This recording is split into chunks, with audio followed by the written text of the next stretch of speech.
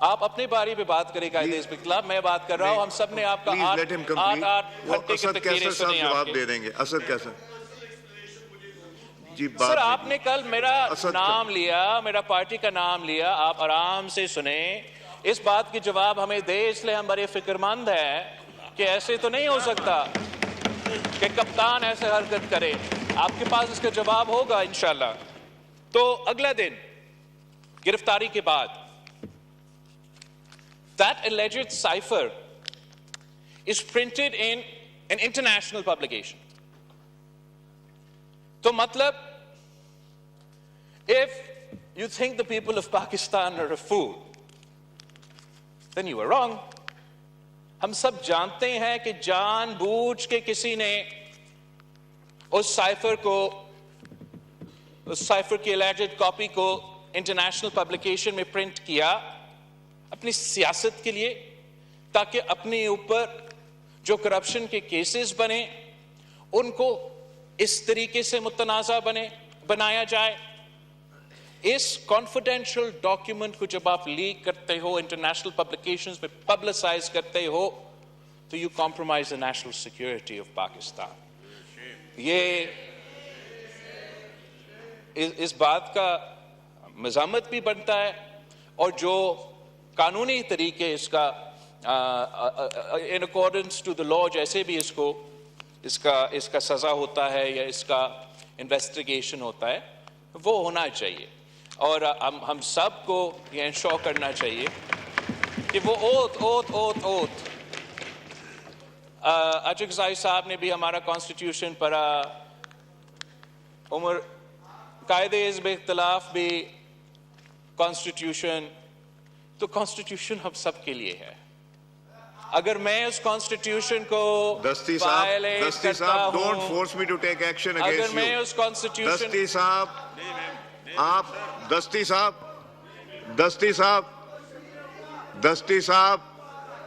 دستی صاحب please, enough is enough now, please بس کریں. مائک کھولیں بلاول صاحب.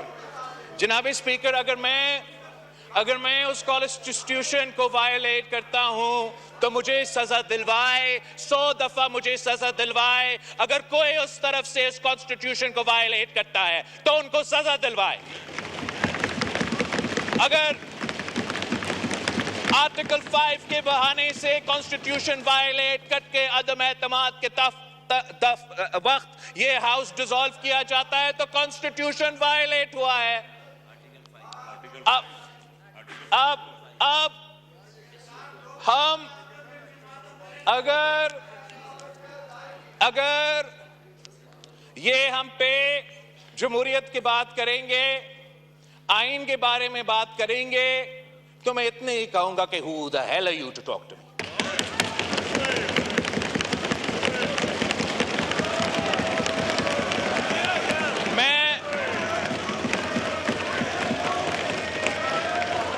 بیٹھے میں اس آدمی کا نواسا ہوں جس نے تختے دار پہ پھانسی قبول کیا، مگر اپنے اصولوں پہ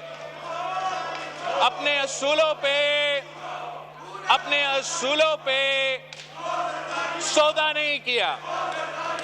یہ جو لوگ یہاں ہیں جو احتجاج کر رہے ہیں، جو پچھلے 3-6 مہینوں سے ان کو جمہوریت اور آئین یاد آ رہا ہے، وہ لیکچر دینا چاہے تو ایک دوسرا کو لیکچر دے، وہ ہمیں کم از کم لیکچر نہ دے، وہ ہمیں نہ بتائے.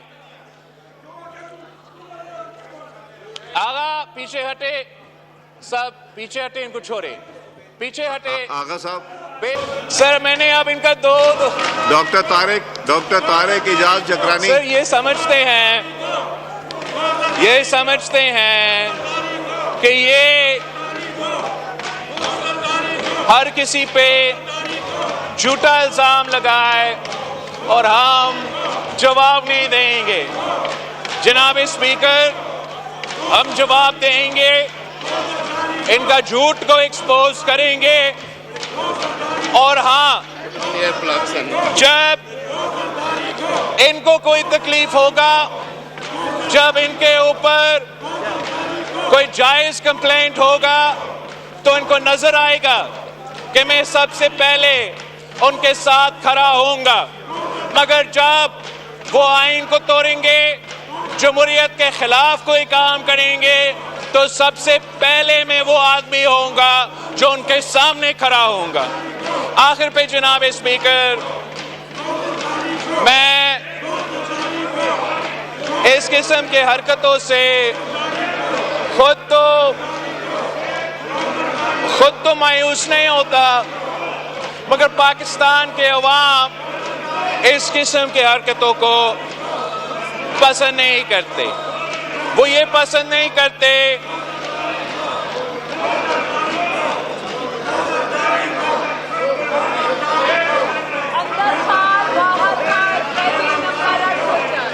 سر. یہ تو بہت جذباتی لوگ ہیں، میں کیا کہوں. یہ تو دو گھنٹے سے شور مچا رہے تھے. عامر ڈوگر صاحب ایک ہی سینٹنس پہ یہ چیخ اٹھے ہیں.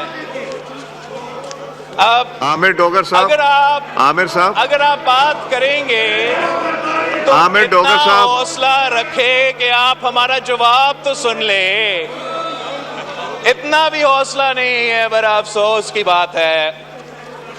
اینی جناب اسپیکر، میرا بات کرنے کا مقصد یہ تھا، میں ریپیٹ کروں گا اس لیے وہ پہلے شور کر رہے تھے، کہ ان کے خلاف اگر شہباز شریف صاحب کی طرف سے اور شہباز شریف صاحب کی حکومت کی طرف سے ایسے کوئی عمل اٹھایا جاتا ہے جو کہ غیر جمہوری یا غیر آئینی ہوگا، تو میں ان کا دفاع کروں گا. گالیاں دے رہے ہیں اور میں کہہ رہا ہوں کہ میں ان کا دفاع کروں گا. مگر اگر یہ کوئی غیر آئینی اور غیر جمہوری کام کریں گے تو میں ان کے سامنے کھڑا ہو جاؤں گا. اس آخری دو بات، ایک یہ کہ جناب اسپیکر، جب تک اچکسائی صاحب کہہ رہا تھا اس دن کہ ریزولوشن پاس کرے کہ مداخلت نہ ہو، آپ جتنا بھی ریزولوشنز پاس کرنا چاہے آپ پاس کرے. جب تک سیاستدان دو چیزیں نہیں کرتے، ایک، ہم ایک دوسرے کا اگر سیاستدان عزت نہیں کریں گے تو کوئی اور ہمارا عزت نہیں کرے گا، اور نہ ہی ہمیں وہ امید رکھنا چاہیے کسی اور سے کہ وہ ہمارا عزت کریں گے.